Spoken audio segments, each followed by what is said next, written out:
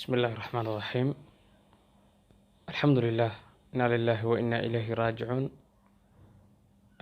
waxaan ilaahay subxaanahu watacaala naxariistii janno u weydiinaynaa haddaan nahay dhalinyarta Soomaaliyeed, ra-iisul wasaarihii hore ee dowladda ku-meel gaarka ahayd, ra-iisul wasaare Nuur Cadde.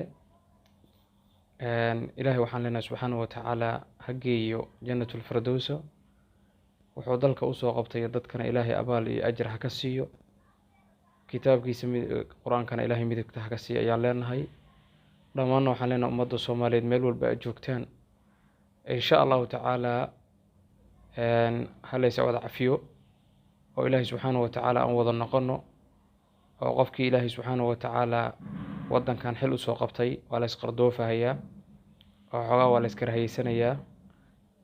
marxuumkaasna ha la iska cafiyo, dhammaanteena ilaahay aan u noqono subxaanahu watacaala, siduu ilaahay subxaanahu watacaala naxariistiisa aan u helno, qulubtana aan isu furno, wadankeena iyo dalkeena iyo diinteennana aan difaacano. ilaahayna subxaanahu watacaala waxaan weydiisanaynaa qulubteena inuu isku furo, wanaag iyo sharafna ilaahay subxaanahu watacaala uu gogol nooga dhigo, qulubteennana ilaahay subxaanahu watacaala uu isu mariyo burcad iyo isu mariyo, kuwii is ixtiraamo oo israaca oo ismaqlana ilaahay naga yeelo.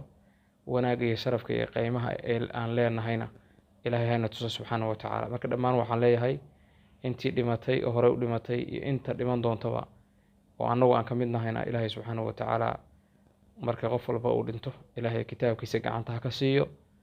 insha allahu tacaala waa geeri, waa la wada sugahayaa, waan la wada dhiman doonaa, kulligeenna waa dhiman doonaa, waana wada soconnaa. laakiin waxaa loo baahan yahay in la xasuusanaado oo mar walba loo dhug lahaado geeridaas. marka waxaan leenahay ilaahay intii dhimatay ha u naxariiso, inta ka daba tegi doontana ilaahay subxaanahu watacaala ma hoojiyo. asalaamu calaykum waraxmatullaahi tacaala wabarakaatu.